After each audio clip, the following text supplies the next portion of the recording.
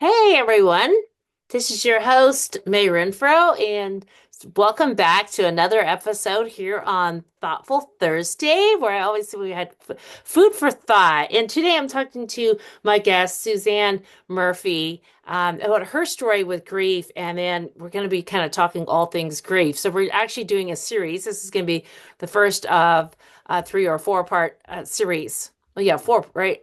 Together. So, Yes. yeah, that's what we're going to be talking about grief, and just it's a really important subject because we're all touched by grief in Mhm. various ways in life. And Mhm. so, Suzanne Murphy lives in Lisbon, Maine. Is a former Navy wife of two grown sons and two grandchildren, and she's a grief recovery specialist that works with clients in healing and overcoming their emotional pain. So, Suzanne, Mhm. big welcome today to Thoughtful Thursday.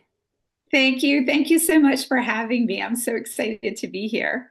Yeah, yeah, and I'm really excited to have you and just to share that this is a thing that a lot of us deal with, unfortunately, go through in life, and Mhm. it can be hard, but also there is hope again, right? Or joy again, there's life again, and we can continue Yes. on. And so that's what you're going to kind of help us with and share your story. So, yes, if you could go ahead and take us into that. Absolutely. Absolutely. So, yes, like you said, so my name is Suzanne. I am an advanced grief recovery method specialist, certified through the Grief Recovery Institute. But while that's a great credential to spout out, the, um, uh, we like to say no one would take scuba diving lessons off of someone who has never scuba dived. So, the most important thing that I can share Hmm. first is my own personal story, my own Hmm. walk through grief. So, I thought that I would start there today and then end with 3 points, sharing some three very thoughtful points for your listeners to walk away with and to meditate on. So, Okay. my grief story it goes all the way back to early childhood. I Hmm. was abused in every sense of the word Hmm. from my Hmm. earliest age on up. Hmm. And you know, people do not quantify abuse as a loss event, but it Hmm. really is. It's because it entails a loss of safety and a loss of trust and a loss of identity, autonomy, agency. And so grief started for me personally, it started, as a very, very little girl. And the thing with grief is that if we don't heal it, if we don't know how to handle it appropriately in our childhood, we carry it with us into our adulthood. Grief is cumulative and cumulatively negative. It simply adds up. Yeah, And yeah, so yeah. enter into, Wow. all kinds of, your normal teenage, breakups and all those Hmm. are also considered loss events. Hmm. But then Hmm. getting fast forwarding into my adult life. So I was married, like I said, like you said, I was a former Navy wife. My ex-husband and I, we were married for over 22 years. And I loved moving. I loved moving. But with moving comes Hmm. a level of loss, a Hmm. level of grief. Yeah, yeah. While I always looked forward to where we were going, I was always sad to leave behind the people and the place that, where we were just stationed at. And especially as I Yeah. watched my sons walk through leaving and moving as they got older, it was really difficult to watch. And so I not only did I feel sad for myself, but I really felt for my sons, and unfortunately did not have the proper wherewithal to really come alongside them in their own grief and moving. I just handled it with positive thinking Yeah, yeah. and which but it didn't give them the space to acknowledge their heartbreak, and so that for them, those losses for them are unresolved until they decide to work on those. But Wow. but Hmm. so moving into so then we Hmm. retired from the Navy in 2011, and so that's another loss. We moved to where what I call the middle of Maine, which to Mainers isn't the middle Hmm. of Maine, but Okay. I just felt like I was living in the middle of nowhere. And Hmm. and so that was a really hard adjustment for me. Coming out of a community that I loved. I loved being a Navy wife. I loved being a Navy wife. I loved the military community, and I was really missing it.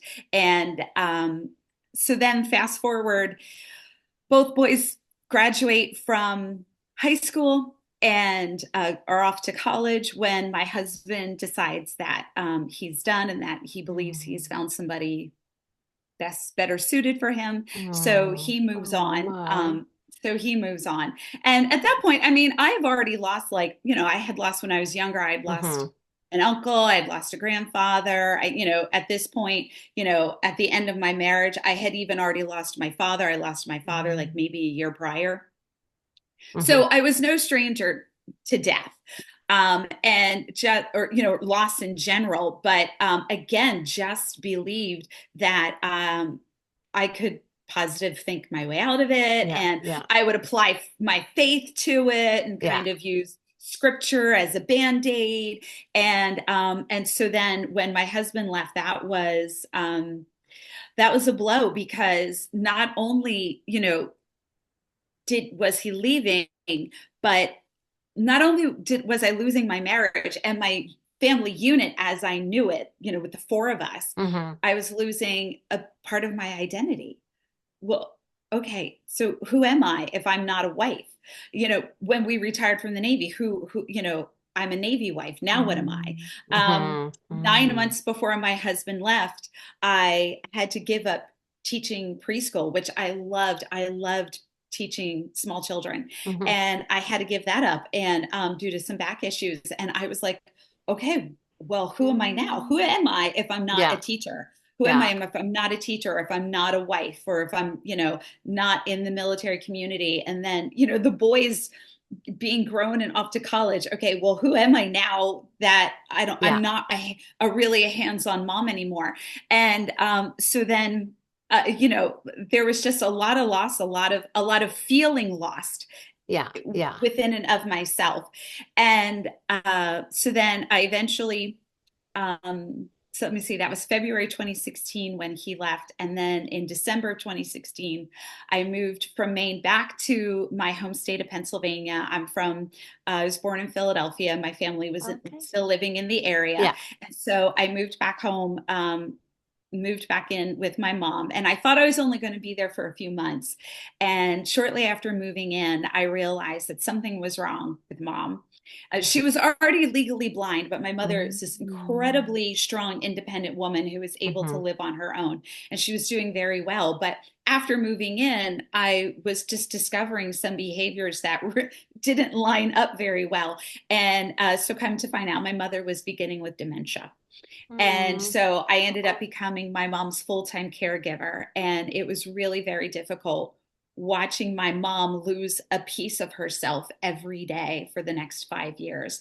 That was very, very hard to try to Hmm. reconcile. Oh, it would be. And yes, it was the worst was when she would come to me and she would say, something's not right. I know something's Yeah. not right.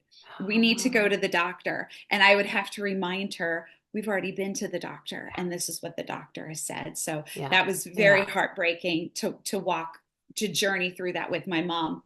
And in the middle of all that, I had reconnected with a childhood love, Hmm. who was sick. He had cancer. And then we weren't even together 2 years when he passed away. And Mm. so honestly, at that point, I didn't even know what to do with myself. Hmm. Because I was Wow. still grieving. I was Yeah. still grieving the loss of my marriage and the loss of my family unit, the loss of my home, the loss of my identity. I'm watching my mother lose herself every day. And my heart, I just did not know how to handle it. But still, out the gate, like a week after he died, I had actually said to a girlfriend of mine, I said, it was so audacious. I still can't believe that I said this. I said, you listen, give me 9 months. Give me 9 months and I'll be right as rain. Because if there's one thing I know how to do, it's positive think. Well, Hmm. Hmm. 9 months rolled around and I could barely get out of bed. I could Mm. barely function. And I was doing everything I could to hide the fact that I was failing miserably. And I just was so um, discouraged with myself that I couldn't, that my all my best efforts to fix my heart by using my thinking wasn't working. Well, later on, come to discover you can't fix your heart with your head. I could Mm-hmm. tell myself all kinds of great facts. And I had wonderful people who very in I mean they were very kind, and in their love they would remind me, and they would say things like, you're still young, which meant like, you're still young, you could meet somebody else. Is that an was that an intellectual fact? Absolutely. Did it have anything to do with my heart? No, it did not. Mm-hmm. Mm-hmm. My heart was broken, not my brain. And so I was using all of my intellectual faculties to try to heal my heart. And it didn't work because it doesn't work. And so I eventually learned how to act better. I kind of like fake it till you make it kind of Mm-hmm. approach. Mm-hmm. And then about not quite 3.5 years later, my mother died. And Mm-hmm. and so after she died, I said to myself, I don't want to go through what I went through after Mark died. I mean, about 9 months after Mark died, I was ready to die. I would pray that God would just take me. I wasn't going to do anything to myself, but I'd be like, honestly, if there was like a car accident and something happened, like I wouldn't be upset. God, Mm-hmm. like that would be terrible for my boys, but I like my heart is broken. Like I can't live under this emotional weight anymore. My pain was so great. And so yeah, after my mom died, I was like, it is evident I do not have the tools to handle this, Mm-hmm. and I need to do something about this. So I decided, what I had learned about the grief recovery method. Mm-hmm. I actually bought the Grief Recovery Institute's. I bought their grief recovery book after Mark died, Oh, and I I was looking for a quick fix because my yeah. pain was so great. I just wanted to go home, read a book, and be like, oh, I feel better today. Yeah. And so I go home and I'm reading through this book, and it's talking about the importance of discovering all your other life event, all your other losses in your life, and how they add up. And so it's really important that you find them all. And I was so honestly offended at the idea of digging even further into my heart.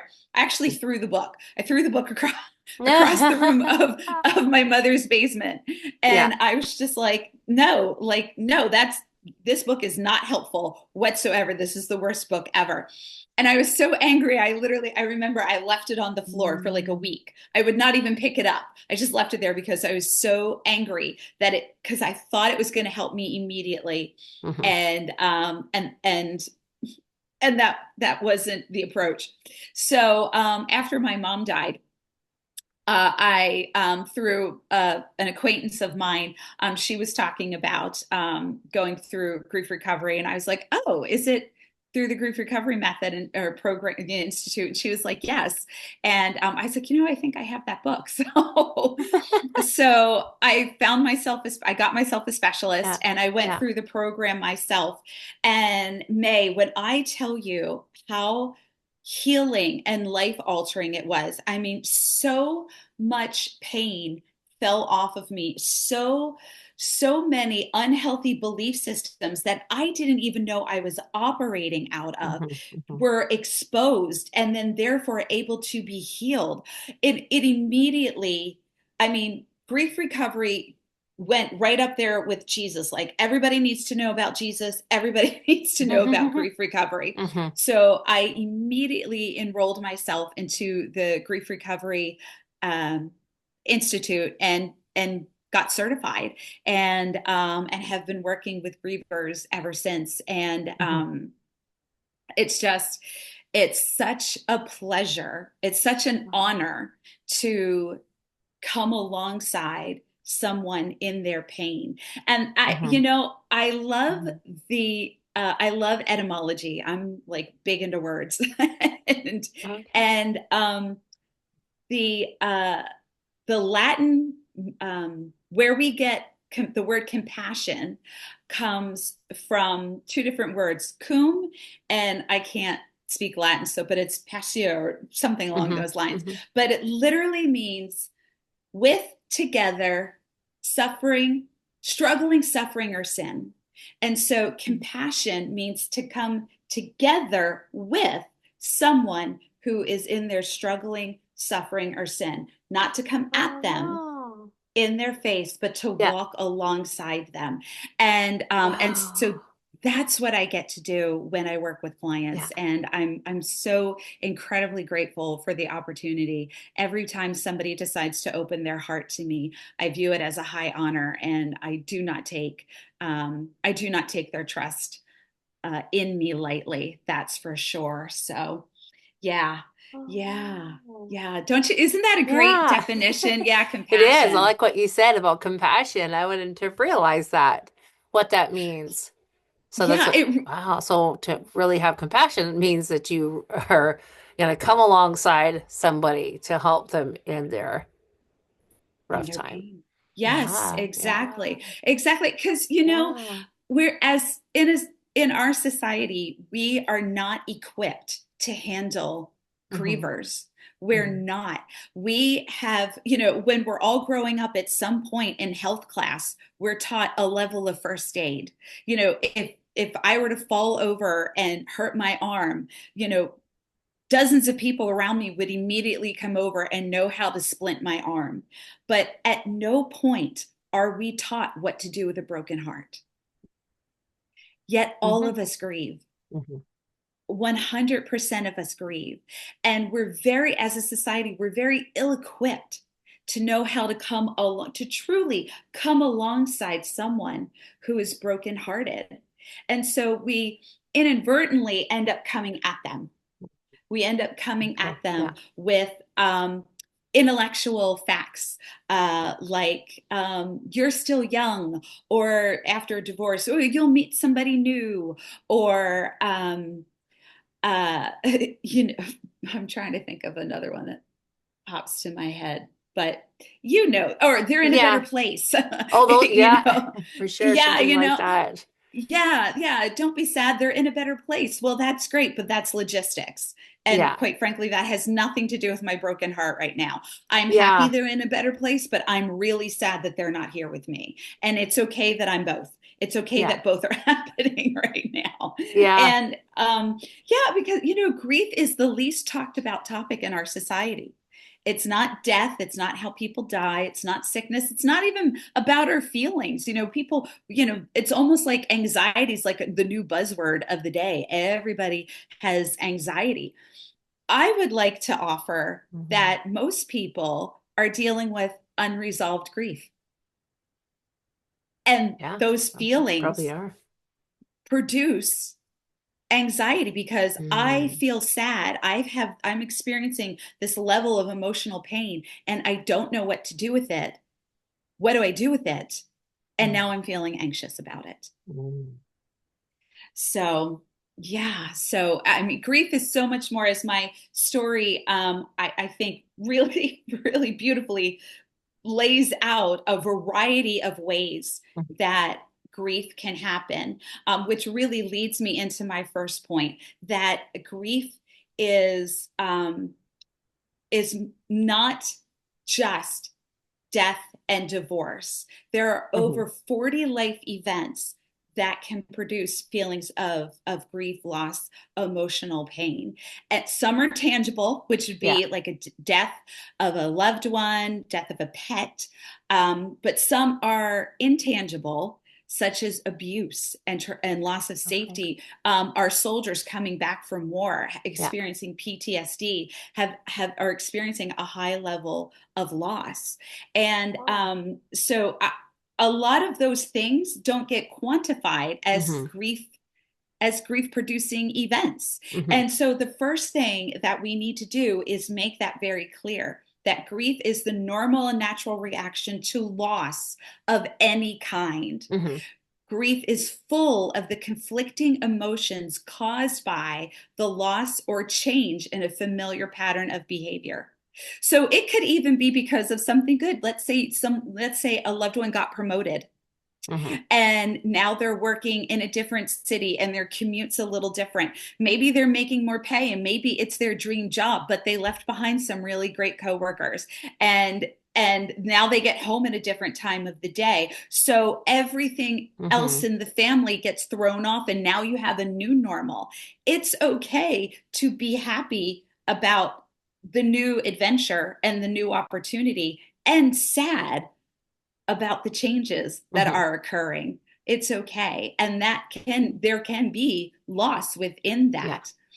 that. My next point that I want to really drive home is that the 5 stages of grief have become such a pop culture psychology fix for grievers. Mm-hmm. And the original work by Dr. Elizabeth Kubler-Ross was that work, those 5 stages were all about people who were given a terminal illness. It wasn't about the people being left behind. Mm-hmm. No one going to a funeral is in denial that someone has died. Mm-hmm. But when you first get that terminal diagnosis, you experience a level of denial. I Mm-hmm. walked through that with Mark having a terminal diagnosis. He had esophageal cancer. Walking through that with him 100%, I could see the stages being played out until he got to acceptance, which is when you know which is towards the end when you're Yeah. when you're Yeah. you're about ready to die. But you know, not everyone, like, the stages, the way they're written up in magazines, it's like grief is very linear when it's nothing but. Yeah. Another stage that they talk about is anger. Well, not everybody feels anger at a loss. If your Yeah. grandma was 95 years old, she lived a beautiful life, you had a very close relationship with her, and she died peacefully in her sleep, you're probably not going to feel angry Yeah. about her passing. You'll be brokenhearted, you'll be sad, but probably not angry. And so when we look to those stages as a guide Yeah. for our grief, it can cause so much more confusion where we're already feeling confused in the first place. So I really just want to clear that up there, that those 5 stages apply to people who are given a terminal illness. It's not about the grievers, because you know Oh. what? May only the living grieve. Yeah. Only Yeah. the living grieve. Yeah. Well, And go I really ahead. like that. Yeah. But that you share that because I've heard that a lot. And yet I heard that not necessarily we don't all fit under the 5 stages, and people try to find out which stage of the grief they're on because they feel that that is the way it's supposed to be. That's the normal. That's what we should be feeling. So then, um, so I like how you're sharing that, and it's actually for the one that is with a terminal illness. Yes, yes, yes, because Uh, for some people, they think they have to go through these stages, yeah, which really yeah, just prolongs their emotional pain when there aren't. Who are they negotiating with? Who are you yeah, negotiating with when somebody died? You know what yeah, I'm saying? Like, yeah, it doesn't apply. It doesn't make any sense. But when you're brokenhearted, you will cling to whatever you can. If you yeah. think that something's going to make you feel better, you'll cling to it. And the last point that I just want to offer up to our viewers tonight is out of Proverbs 4:23, where, popular Proverbs, it's on a lot of, Hmm. Christian decor. Guard your heart, or keep your heart, for from it flows the issues of life. But what I want to offer up is the definition, the Hebrew definition for the word guard. It's the Hebrew word is natsar, if I'm saying it correctly, Mhm. Mhm. but it literally means to keep as and to care for as something very valuable. Oh, wow. And the reason why I want Wow. to share that is Yeah. because it is so prevalent within the body of Christ. Because again, we don't know how to truly come alongside grievers that will say things like, well, they're in a better place, or we'll slap a scripture, we'll give the Yeah. hurting person a verse. Yeah. And people think, oh, well, if I'm in faith, then I need to think I need to think of what the new thing God's going to do and forget the former thing. But that's not addressing what's actually happening in your heart. If I am guarding something, if I'm caring for something as something incredibly precious and valuable, I'm going to tend to the brokenness in my heart. I'm going to acknowledge that it exists and not try to ignore it. And I just want to take a minute to share a word of encouragement to everyone out there who may be hurting, who's healing this right now, that you are Mhm. not alone. God does see you, God does hear you, and I want to encourage you to take a minute and sit down and listen to what your heart has to say. Because whatever is that God is revealing within you, He's trying to heal. He's trying to heal. Wow. Wow. I love that. I love what you said. And um, yeah, God is after our hearts. I mean, that's what he's all about, right? He cares about Yes. our hearts and the condition of our heart. And wow, to have that verse that says to guard your heart with all diligence, for out of it flows the issues of life. That's consider I and I hadn't seen it in that way before.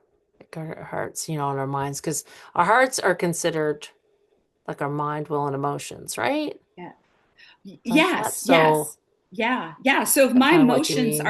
if my emotions are broken, like, Mm-hmm. if I'm brokenhearted, if I'm grieving, but then I'm trying to pretend I'm okay, I'm not actually taking care of my heart. I'm not guarding it. Hmm. I'm not being diligent. I'm not tending to it like you would a garden. Yeah. Like we need to address what is actually happening, and um ignoring it, we really end up, ignoring the level of our heartbreak, ignoring what we're experiencing emotionally is akin to self rejection. So I'm Okay. rejecting what I'm emotionally experiencing right Yeah. now. Yeah. Yeah. Oh, wow. Yeah. Instead of Yeah. kind of just realizing and then wanting to work with it, right? Right. Right. Yeah, because God, he likes to partner with us. He can absolutely. I've heard a wonderful testimony about this woman who her father died when she was like 23. He died he was a preacher, and in the middle of delivering a sermon, he had a heart attack and just died right there Mm-hmm. in the Mm-hmm. sanctuary. And 6 months later, she was at another church event, and I mean, she had been just so brokenhearted, Mm-hmm. just Mm-hmm. overwhelmed with her grief. And in that following church service, 6 months later, God did a miraculous work, healed her heart. She said she could just feel the grief falling off of her. That is fantastic. I'm not saying God can't do that, Mm-hmm. but oftentimes He asks us to partner with Him Mm-hmm. because there are other things He wants to reveal and other things He wants to heal in the process. I know that Mm-hmm. is definitely true in my experience when I walked through grief recovery over my mom. Like I said, I discovered belief systems that were passed on to me that I'd been living out of my whole life that weren't even that I didn't like when I really sat Mm-hmm. down and thought about it. I'm like, well, that's not how I actually think about the world. Belief systems in the Mm-hmm. sense of how you believe the world is and how you need to show up in the world, and or what you believe about marriages, or relationships, and who to fear, who not to fear. And so God, just when I partnered with Him, acknowledged what was happening in my heart and partnered with Him, just a tremendous healing took place. Mm-hmm. And I'm just so, like I said earlier, like I'm just so thankful that I have this healing in my heart, that he revived my heart. He promised me that he would cause me to live again, and that's what I'm walking out today. And so if it happened for me, it can happen for anybody. I know it. Yes, yeah, for sure. I love that. And so you're going to be walking us through a lot of that, right, in these upcoming series. So kind of how that looks like, and Yes, so the process of healing our hearts, right, and really say not sweeping these things under the rug, but really kind of meeting them head on. Is yes. that correct? So Yes, okay, yes. So next week yeah, we'll be uncovering the myths of grief. yeah. So it's discovering those myths and belief systems that keep us stuck in our emotional pain. Yeah. Okay, that Yeah, sounds really good. So I'm excited about getting into that kind of all things about our grief and yeah. everything and I think you had touched too about your I don't know if you'll be covering that later with your mom that you felt not that secure, right? Growing up and kind of the way because from things that your parents had gone through and so that all can kind of ties together, Yes, right? absolutely. Yes. Yeah, yeah. I'll be walking us through all of that. Yeah, Okay.